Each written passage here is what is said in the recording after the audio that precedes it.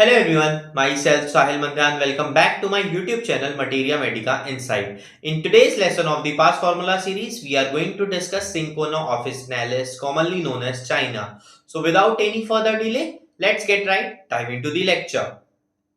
Syncona officinalis, China. Common name क्या है? Peruvian bark और China. Proved by sir Hahnemann. Family क्या है? रूबिएसिए. इसका इंट्रोडक्शन बहुत ज्यादा इंपॉर्टेंट है बिकॉज इसके इंट्रोडक्शन में हेनेमैन सर की हिस्ट्री, होम्योपैथी की हिस्ट्री का एक क्रिस्प नॉलेज दिया गया है. So without any further delay start करते हैं हम. When we think about cinchona, we are unknowingly taken to 1790, जब होम्योपैथी की डिस्कवरी हुई थी 1790 में. सिंकोना बार्क से होम्योपैथी की डिस्कवरी हुई थी in the study room of Hahnemann, because it was the Syncona bark which revealed him the unique system of treatment जिसे आज हम होम्योपैथी के नाम से जानते हैं. सो होम्योपैथी की डिस्कवरी हुई सिंकोना की बार्क से. After passing the MD, the then highest examination in allopathy as practicing it for 10 years, before the discovery of homoeopathy, Hahnemann sir एक एलोपैथ हुआ करते थे जो कि अप्रोक्सीमेटली एमडी उन्होंने कर ली थी. मिस पोस्ट ग्रेजुएशन करने के बाद वो 10 साल प्रैक्टिस करते हैं एलोपैथी में. Hahnemann become completely disappointed, disgusted with the crude, inhuman, torturing, troublesome and harmful system of allopathic treatment. Hahnemann sir बहुत ज्यादा थक चुके थे एलोपैथिक सिस्टम से बिकॉज एलोपैथिक सिस्टम उनके हिसाब से कैसा था? क्रूड था, डिसअपॉइंटेड था, इनह्यूमन था, टॉर्चरिंग था, ट्रबलसम था. ऐसी सारी चीजें उन्हें लगती थी एलोपैथिक सिस्टम के लिए. So he was masters of many language, उनको बहुत सारी लैंग्वेजेस आती थी. Therefore, he decided to earn his livelihood by the most innocent yet useful profession of translating various books into different languages. So उन्होंने क्या किया? उन्होंने एलोपैथी छोड़ दी. उन्हें लैंग्वेजेस का बहुत ज्यादा अच्छी नॉलेज थी, तो वो क्या करते थे? बुक्स को ट्रांसलेट करते थे और अपना जीवन जीते थे. ठीक है. While doing so, he come across the fact Syncona bark has the power of producing malaria-like symptoms in the healthy human being. ये करते करते, बुक की ट्रांसलेशन करते करते वो एक दिन इस जगह पे पहुंचे जब उन्हें ये पता चला कि सिंकोना की जो बार्क है उससे क्या होता है? Malaria like symptoms human being में प्रोड्यूस होते हैं. आगे देखते हैं. And this lead him to conclude that if it has got the power to produce malaria symptoms in a healthy human being, there it also there it also capable of curing the natural disease manifestation symptoms similar to that of malaria. उन्हें ये लगा कि अगर किसी healthy human being में cinchona की बात जो है वो प्रोड्यूस कर सकती है मलेरिया लाइक सिम्टम्स, तो ये क्योर भी तो कर सकती है. ठीक है. इन पीपल्स नेचुरली सिक जो सिम्टम्स मलेरिया के होते हैं उनको क्योर भी कर सकती है सिंकोना, ऐसा ऐसा उन्हें लगा. With this idea in view, he himself took a little quantity of the juice expressed from the cinchona bark and he was soon sick. उन्होंने खुद के ऊपर सबसे पहला ट्रायल किया. उन्होंने जूस लिया सिंकोना की बार्क का और उसे ड्रिंक कर लिया. उसके बाद क्या हुआ? उनके वो सिक हो गए, बींग्स वो बीमार हो गए. उनके अंदर मलेरिया लाइक सिम्टम्स प्रोड्यूस हो चुके थे with symptoms similar to malaria. He tried the experiment on his family members, friends with the same result. उन्हें सेम रिजल्ट देखने को मिला फ्रेंड्स पे, फैमिलीज पे और नेबर्स पे, जो भी जिन पर भी उन्होंने टेस्ट किया था उस टाइम पे. This was the beginning of the historic invention of homeopathy. ये शुरुआत थी होम्योपैथी की. इस तरीके से शुरुआत हुई होम्योपैथी की. This cinchona to Hahnemann was what the falling of apple was to Newton. जैसे न्यूटन सर पे जब एप्पल गिरा था तो उन्होंने ग्रेविटी डिस्कवर की थी, वैसे ही हेनेमैन सर ने सिंकोना से होम्योपैथी डिस्कवर की. ठीक है. Following this pleasant experience and new idea, Hahnemann proved and established many remedies on the basis of Similia similibus curanter. ठीक है.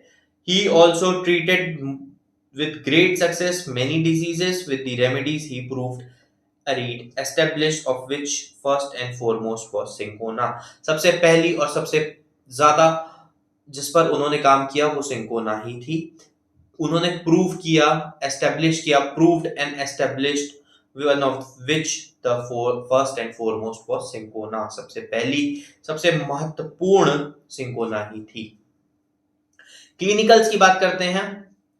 Anaemia, diarrhoea, intermittent fever, rheumatism, respiratory trouble, spleen affection, liver, labour, jaundice, dyspnoea, dropsy, abdominal disorders, deafness, gallstone colic, liver complaints, vertigo, pain, haemorrhage, menstrual complain troubles, headache, constipation, catarrhal, bilious attack, catarrhal affections. इसमें से जो भी 8 to 9 आप लोगों को relatable लगे, जो आप लोगों को इजीली याद हो जाए, वो आप लोग याद कर लीजिएगा। क्लिनिकल जो भी गाइडिंग सिम्टम से रिलेटेड हो, इससे आप लोगों को दो जगह ध्यान नहीं लगाना होगा, आप लोगों के लिए बहुत इजी होगा क्लिनिकल समझने में और याद करने के लिए।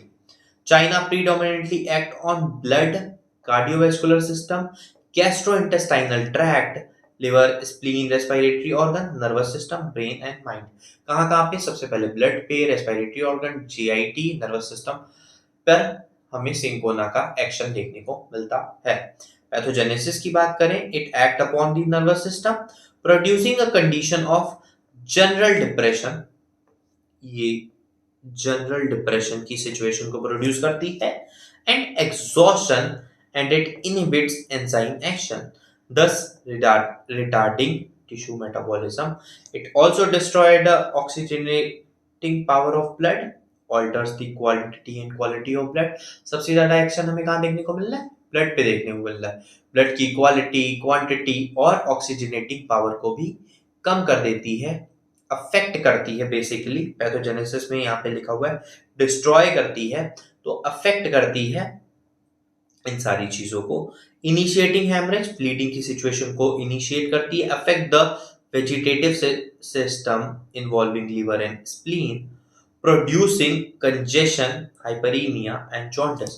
कंजेशन और हाइपरीमिया क्या होता है? Congestion mean is an situation जहां पे जो पर्टिकुलर ऑर्गन है, पर्टिकुलर टिश्यू है, वहां पे ब्लड की क्वांटिटी कम हो जाना, ब्लड की सप्लाई कम हो जाना। हाइपरीमिया का मतलब क्या है? वो पर्टिकुलर ऑर्गन, वो पर्टिकुलर टिश्यू जहां पे ब्लड की क्वांटिटी बहुत ज्यादा इंक्रीज हो जाना, ठीक है। And jaundice, above all it has got the power to produce fever of various types, specially intermittent type, ठीक है। कॉन्स्टिट्यूशन की बात करते हैं। To put in one word, the constitution of China क्या है? इज पंप्ड आउट और broken down. ये किसने कहा था? कैलकाटा के डॉक्टर पीसी पॉल सर थे, उन्होंने ये बात बोली थी, पंप्ड आउट और ब्रोकन डाउन। पंप्ड आउट मतलब क्या होता है कि पूरा जो वाइटल फ्लूइड है उसकी कमी हो जाना, पूरा लॉस ऑफ वाइटल फ्लूइड हो जाना किसी भी पर्सन के अंदर, वो चीज यहाँ पे भी लिखी हुई है। और ब्रोकन डाउन बहुत ही बुरी स्थिति, बहुत ही बैड कंडीशन में होना, उस कंडीशन में हम सिंकोना सोच सकते हैं। Constitution from exhausting discharges and abuse of quinine, loss of vital fluid and abuse of quinine की सिचुएशन में हम ये सोच सकते हैं। मेकअप ऑफ द बॉडी कैसा होता है? Once robust, strong, healthy, stout. Means person कैसा होना चाहिए? बहुत ज्यादा हेल्दी होना चाहिए, स्ट्रॉन्ग होना चाहिए। स्वार्थी पर्सन मींस डार्क कॉम्प्लेक्शन होना चाहिए पर्सन का। कैसा होना चाहिए? डार्क कॉम्प्लेक्शन होना चाहिए पर्सन का। Who has become weak and debilitated and exhausted by loss of vital fluids such as hemorrhage, diarrhea, suppuration, lactation. See, वैसे तो पर्सन बहुत ज्यादा स्ट्रॉन्ग है, बहुत ज्यादा हेल्दी है, लेकिन वो वीक क्यों हुआ? सप्यूरेशन मींस पस फॉर्मेशन की वजह से, हेमरेज की वजह से पर्सन बहुत ज्यादा वीक हो गया, डायरिया की वजह से पर्सन बहुत ज्यादा वीक हो गया। उस केस में लॉस ऑफ वाइटल फ्लूइड बहुत ज्यादा, हेमरेज में ब्लड का लॉस हुआ, डायरिया के केस में वाटर लॉस हो गया बहुत ज्यादा, सप्यूरेशन में पस फॉर्मेशन हो गया, ठीक है। तो इस केसेस में हम सिंकोना सोच सकते हैं जहां पे ऐसी सिचुएशन हुई हो। टेम्परामेंट नर्वस है, relation with hot and cold, patient chilly है, मतलब उसे ठंड से दिक्कत है। मियाज्म क्या है? Psora in the background, diathesis, haemorrhagic diathesis हमें देखने को मिल रही है। अब हम आते हैं हमारे most important part, guiding symptoms पे, जो कि सबसे ज्यादा पूछे जाते हैं, चाहे वो वाइवा हो चाहे वो थ्योरी एग्जाम, ठीक है। Great tendency to periodicity is well marked throughout the remedy. Periodicity का मतलब क्या समझते हैं हम? मीन्स जो भी सिम्टम्स हैं, जैसे लेट सपोज फीवर है, पीरियोडिसिटी का मतलब वो यूनिफॉर्मली एक रेगुलर इंटरवल पे फीवर रिपीट होगा, एक रेगुलर पीरियड के बाद वो वापस से सिम्टम रीअपियर होगा पीरियोडिसिटी की केस में, ठीक है। प्रोफाउंड डेबिलिटी, डेबिलिटी मीन्स बहुत ज्यादा वीकनेस, फटीगनेस हमें देखने को मिलेगी from exhausting discharges and loss of vital fluids and haemorrhage. Great debility, trembling, aversion to exercise. दिक्कत कैसे बढ़ेगी? एक्सरसाइज से उसकी दिक्कत बढ़ेगी। Very sensitive to touch, to pain, to draught of air, ठीक है। डेबिलिटी क्यों हो रही है? बहुत ज्यादा लॉस हो चुका है फ्लूइड का, डिस्चार्ज हो रहा है एग्जॉस्टिंग डिस्चार्ज है, ठीक है।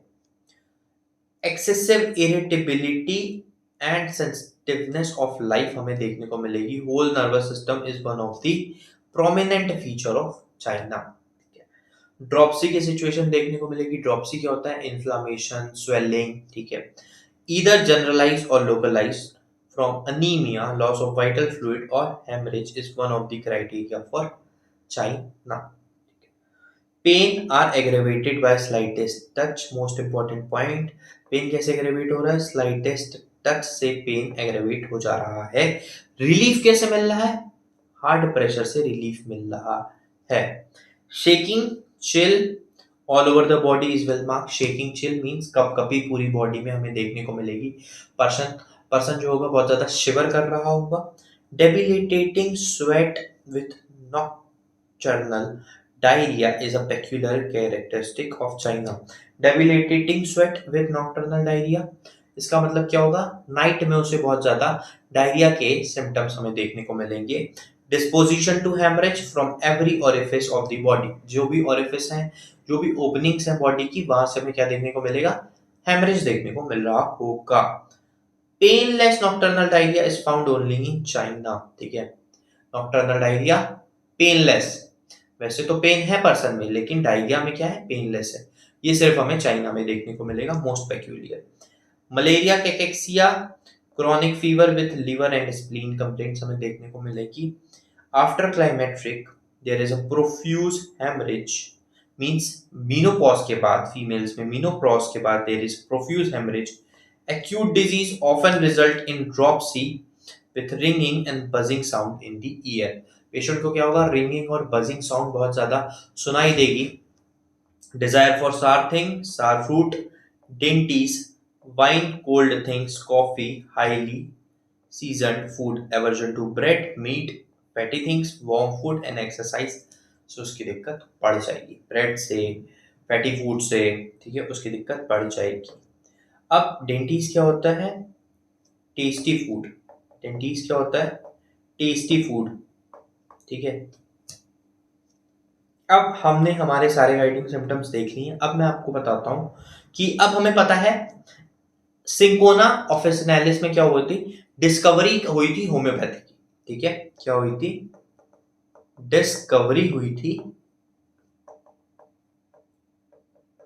होम्योपैथी की, ठीक है। डिस्कवरी हुई थी होम्योपैथी की। सो अब हम क्या करेंगे? इसमें से हमें सिर्फ डी लेना है, डिस्कवरी का डी, एंड होम्योपैथी का HME&P लेना है, ठीक है। सिंकोना ऑफिसिनालिस में बहुत सारे सिम्टम्स हैं जो कि डी से स्टार्ट होते हैं। सो डी, डिस्कवरी से हमने डी ले लिया और होम्योपैथी से हमने HME और P ले लिया, ठीक है। बाकी सारी चीजें हम हटा देते हैं। अब हम वन बाय वन इन सारे सिम्टम्स को एक बार देख लेते हैं फिर से, कैसे कैसे हमें देखना है, ठीक है। ग्रेट पीरियोडिसिटी, पीरियोडिसिटी से हमने क्या ले लिया? पी ले लिया। प्रोफाउंड डेबिलिटी यानी वीकनेस, एक डी हमने ले लिया। एक्सेसिव इरिटेबिलिटी, एक्सेसिव इरिटेबिलिटी ई ले लिया हमने। ड्रॉप्सी की सिचुएशन हमने ले ली, डेबिलिटी, प्रोफाउंड डेबिलिटी ले लिया। ड्रॉप्सी की सिचुएशन ले ली, एक डी हमने और ले लिया। पी से क्या है? पेन है। पी से हमने दो चीजें देखी, पेन और पीरियोडिसिटी, ठीक है। Shaking chill all over the body is well marked, इस सिम्टम को हमने निमोनिक में नहीं लिया है। डेबिलिटेटिंग स्वेट हमारा third D, debilitating sweat, profound debility और ड्रॉपसी की situation. Disposition to haemorrhage, H ले लिया हमने, होम्योपैथी का एच ले लिया हमने। पेनलेस होगा कब? डायरिया की सिचुएशन में, ठीक है, पेनलेस होगा डायरिया की सिचुएशन में, तो यहाँ पे डायरिया का डी इंपॉर्टेंट है, ठीक है। एक और डी हमने ले लिया, हमने टोटल 4 डी ले लिए, ठीक है। कितने डी ले लिए हमने? 1 2 3 4 डी ले लिया हमने, ठीक है। अब मलेरिया कैकेक्सिया की सिचुएशन है, क्रॉनिक फीवर हमें देखने को मिल रहा है, तो हम एम से मलेरिया कैकेक्सिया ले लेंगे, ठीक है। एम से मलेरिया कैकेक्सिया ले लेंगे। प्रोफ्यूज हेमरेज, एच से हम हेमरेज ले लेंगे, ठीक है। डिजायर पे हमने कोई निमोनिक नहीं रखा है। सो ये था हमारा निमोनिक, मैंने आपको अच्छे से बता दिया। अगर इसमें आप लोग एक चीज और चाहते हैं तो मैं एक चीज और बता देता हूं। अगर जिसको डिस्कवरी का सिर्फ डिस्कवरी से डी, आप लोग समझ गए, डी वाले सारे सिम्टम्स हो गए। जिसको ये है कि मैं भूल जाऊंगा, मैं कंफ्यूज हो जाऊंगा ओ ओ ये हटाने से, तो मैं आप लोगों को एक चीज और बता देता हूँ। हेम्प एक प्लांट होता है, ठीक है। हेम्प एक प्लांट होता है, ठीक है। उससे आप लोग रिलेट करना चाहें तो कर सकते हैं। HEMP एक प्लांट होता है, उससे आप लोग रिलेट करना चाहें तो कर सकते हैं, ठीक है। वैसे डिस्कवरी होम्योपैथी बहुत इजी है, सिर्फ आपको ओ ओ हटा देना और एथी हटा देना है लास्ट का, ठीक है। और डिस्कवरी में पूरा ये हटा देना है, डी के अलावा सारे सिम्टम्स। डी के मोस्ट ऑफ द सिम्टम्स हमें देखने को मिले हैं चाइना में। दिक्कत उसकी कैसे बढ़ जाती है? उसकी दिक्कत बढ़ जाती है ब्रेड से, मीट से, फैटी थिंग से, वार्म फूड से और एक्सरसाइज से उसकी दिक्कत बढ़ जाती है। उसे डिजायर क्या होता है? Sorry food, dainties, tasty foods का उसे डिजायर होता है, कोल्ड थिंग्स का उसे डिजायर होता है। अब हम बात करते हैं हमारे माइंड की। पर्सन का माइंड कैसा होगा?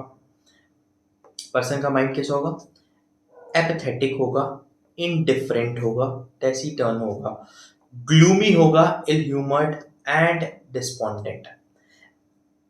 सी, एपैथेटिक क्या होता है? जो बहुत ज्यादा सैड होता है, जो बहुत ज्यादा उदास पर्सन होता है। एपैथेटिक मीन्स सैड और बहुत ज्यादा उदास। इनडिफरेंट क्या होता है? जो बहुत ज्यादा किसी से मतलब न रखे, जिसके ह्यूमन कनेक्शंस बहुत ज्यादा कम हो, जो बहुत ज्यादा इंट्रोवर्ट पर्सनैलिटी हो, उसको हम करेंगे। टैसीटर्न क्या होता है? जो बहुत ज्यादा रिजर्व पर्सन हो, ठीक है, इनडिफरेंट हो, ठीक है, इंट्रोवर्ट पर्सन हो, उसे हम टैसीटर्न का वर्ड देते हैं।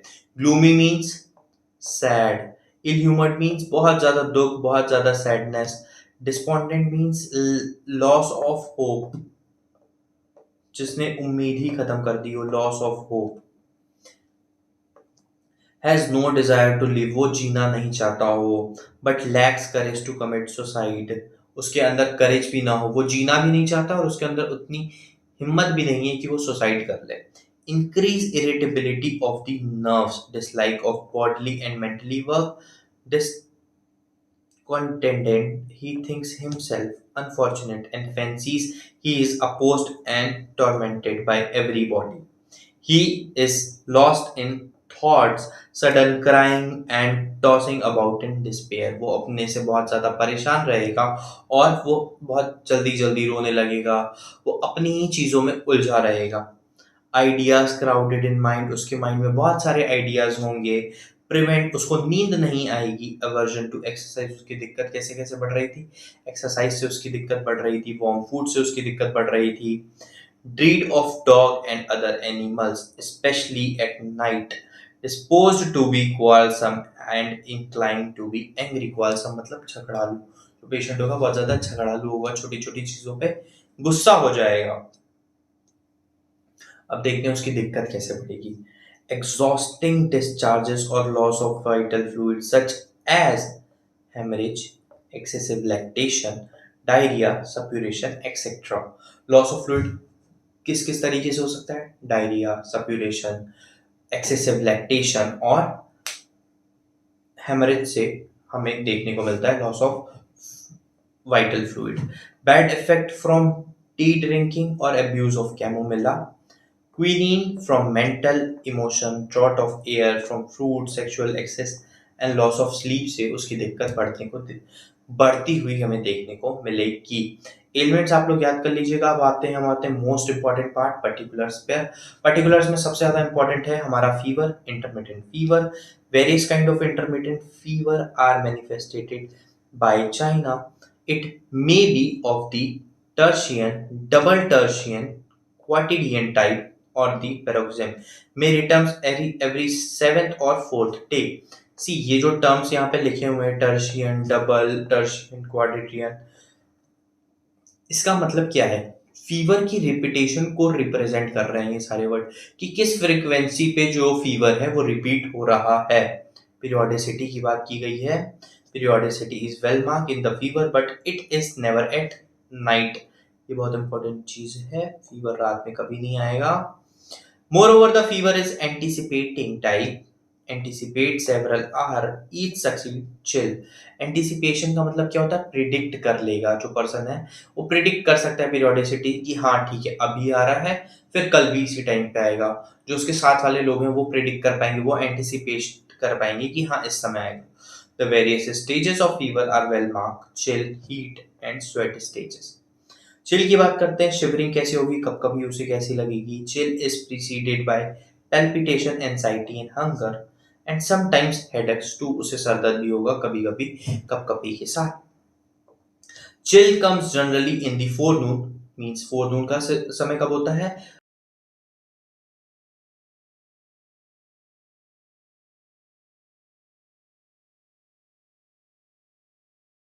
बट एंटीसिपेटिंग टाइप, ठीक है, एंटीसिपेटिंग प्रेडिक्ट कर लेगा person. Chill over the body, उसकी पूरी बॉडी में क्या होगी? शिवरिंग होगी। Increased by drinking water. Chill of short duration, there is a thirst देखने को हमें मिल रही है before and after but not during the chill. ठीक है, जब पर्सन को कपकपी होगी तब नहीं, उससे पहले और उसके बाद। मोस्ट इंपॉर्टेंट पॉइंट है, मैंने हाईलाइट कर दिया है।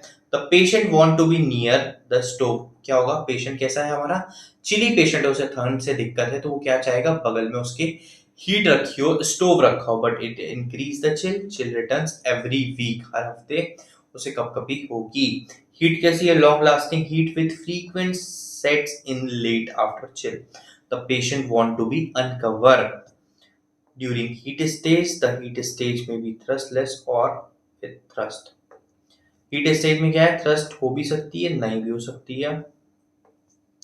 Even if there is a great thirst, the patient want water only to be wet the mouth. अगर थ्रस्ट है भी तो वो सिर्फ बहुत ज्यादा पानी नहीं चाहेगा, थोड़ा बहुत पानी चाहेगा जिससे वो अपना माउथ को सिर्फ वेट कर ले।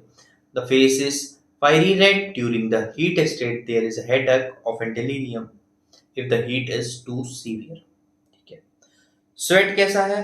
Sweat stage comes immediately after heat. There is a profuse, बहुत ज्यादा डेबिलेटिंग स्वेट, हमने देखा इससे पहले भी। There is great thirst during sweat, बहुत ज्यादा थ्रस्ट हमें देखने को मिलेगी स्वेट की स्टेज में। जहां जहां पे थ्रस्ट इंपॉर्टेंट है मैंने मार्क कर दी है। The sweat does not give any relief to the patient. Perspiration may be noticed in sleep too. Apraxia is well marked with debility. Apraxia means fever, restlessness, loss of appetite, great hunger, anemia, congestion, backache, edema, scanty urine, soreness in the liver and spleen. ठीक है, कुछ चीजें हमने हमें जो important थी हमने देख ली। जीआईटी की बात कर लेते हैं। सबसे पहले माउथ के symptoms, tooth while the baby suck the breast. Toothache होगा कब? छोटे बच्चों में दांतों में दर्द होगा जब बेबी क्या करेगा? सक करेगा मिल्क को। थ्रॉम्बिंग toothache aggravated by slightest touch but relieved by pressing the teeth firmly against each other. ठीक है, and by hot application, tongue coated white और yellow। ठीक है, ये कहाँ में देखने को मिली थी? रग स्टॉक्स में भी देखने को मिली थी। Tongue dirty, dryness of mouth, white coated tongue हमें रग स्टॉक्स में देखने को मिली थी, यहाँ पर भी हमें देखने को मिल रही है। वहां पे बहुत ज्यादा पेक्यूलियर थी लेकिन। With profuse saliva day and night, everything taste sour और बिटर। ठीक है, स्टमक और एब्डोमेन की बात करते हैं। There is no desire of eating और drinking although there is appetite. उसे क्या होगा? खाना नहीं खाना होगा लेकिन उसे भूख लगी है। वॉमिटिंग ऑफ अनडाइजेस्टेड फूड और सार, mucus, bile or blood. This is mucus. Tympanitic abdomen क्या होता है? Swollen, distended abdomen with excessive flatulence and belching. ठीक है, flatulence means gas which gives no relief and consequently great distension of entire abdomen and borborygmus. Borborygmus means क्या होता है? Rambling और gargling motion होता है स्टमक का फ्लूइड की वजह से और फूड की वजह से. Sensation as if abdomen is full to get relief by from which the patient tries to belch, but on eructation there is no tangible relief. Means eructation मतलब बर्प के बाद डकार के बाद भी पर्सन को पेशेंट को आराम नहीं मिलता है. ठीक है, उस each food particle seems to have turned into gas. Worse after eating fruits, fish, wine, abdomen feels sore and tender. Aggravation by slightest touch. हमें पूरी मेडिसिन में slightest touch से aggravation देखने को मिला है. Relieved by hard pressure and doubling up. आराम कैसे मिलता है? हार्ड प्रेशर से और डबलिंग अप से. There is a canine hunger means person को बहुत ज्यादा भूख लगेगी, बहुत ज्यादा हास्टी ईटिंग करेगा, जल्दी जल्दी खाएगा, बहुत ज्यादा खाना खाएगा without any special desire to eat. ठीक है, यहाँ पे ये स्टेटमेंट एंड है और यहाँ से दूसरा स्टेटमेंट स्टार्ट है. Haematemesis with great loss of fluid. Haematemesis means क्या होता है? जो अपर पार्ट होता है गैस्ट्रोइंटेस्टाइनल ट्रैक्ट का, वहां से हमें ब्लीडिंग देखने को मिलेगी. इसे कहते हैं हम हेमेटेमेसिस. गैस्ट्रेल्जिया विद एसिडिटी. गैस्ट्रेल्जिया क्या होता है? पेन होता है एसिडिटी की वजह से. Bloating and sour. eructation after eating, the abdomen feels full and tight. There is agonizing pain in the abdomen with pinching call, compelling the patient to bend double, obviously to get relief. relief के लिए person क्या करेगा? Press करेगा, bend हो जाएगा आगे की तरफ तो उसे आराम मिलेगा. Pain in the right hypochondrium from gallstone, spleen and liver are enlarged and swollen with jaundice. Liver is painful to touch but relieved by hard pressure. ठीक है, टच से बहुत ज्यादा दिक्कत है, प्रेशर से उसे बहुत ज्यादा आराम मिलता है. डायरिया देखते हैं हम. China is suited to both acute and chronic. Diarrhoea के केस में हम सोच सकते हैं, बहुत इंपॉर्टेंट पॉइंट है, एक्यूट और क्रॉनिक डायरिया के केस में सोच सकते हैं. The prolonged long standing chronic diarrhoea cause the patient to be broken down and pumped out. जो कि सबसे पहली चीज हमने वहां पे देखी थी स्टार्टिंग में ही. Debilitating and non recognisable. Diarrhoea persist only at night but pain नहीं होगा. पेनलेस डायरिया हमने गाइडिंग सिम्टम में भी देखा था. Painless diarrhoea, painless nocturnal diarrhoea होगा. कॉजेशन बाय टेकिंग फ्रूट से होगा. Loose brownish painless with fermentation, belching and borborygmus in bowel with passage of excessively offensive flatus with undigested food particles, sometimes cadaverous smelling हमें देखने को मिलेगी. Modalities aggravated at night with marked periodicity. Belching gives no relief. Concomitants. Diarrhoea के साथ साथ क्या होगा? बहुत ज्यादा वीकनेस होगी. In chronic case there is a history of gradual onset, stool more watery, pale, pinkish, rapid emaciation of the body. person बहुत ज्यादा जल्दी से सडनली बहुत ज्यादा इमेसिएशन मींस बहुत ज्यादा पतला हो जाएगा. लॉस ऑफ मसल मास देखने को मिलेगा. China is one of the best remedy in chronic liver troubles. बहुत अच्छी रेमेडी मानी जाती है. इंपॉर्टेंट पॉइंट, लिवर के केस में there is a pain in right hypochondrium and often the liver. Right hypochondrium में ही मेजॉरिटी पोर्शन होता है लिवर का. Left below the lips, enlarged, hard and sensitive to touch. The skin is yellow, urine dark color, stool light, lacking the color due to the improper secretion of bile. ठीक है, general modalities देख लेते हैं. Aggravation उसकी दिक्कत बढ़ेगी कैसे? Touch से उसकी दिक्कत बढ़ेगी. ठीक है, ड्रॉट टू एयर से उसकी दिक्कत बढ़ेगी every other day. Loss of vital fluid से उसकी दिक्कत बढ़ेगी, रात में उसकी दिक्कत बढ़ेगी खाने के बाद. और बेंडिंग ओवर से उसकी दिक्कत बढ़ेगी. आराम कैसे मिलेगा? प्रेशर से आराम मिलेगा. Bending double hard, pressure open air and warm से उसे आराम मिलेगा. सी सिंकोना ऑफेंसिनालिस एक बहुत बड़ी रेमेडी थी, तो इसको आप लोग बहुत अच्छे से तैयार करिएगा.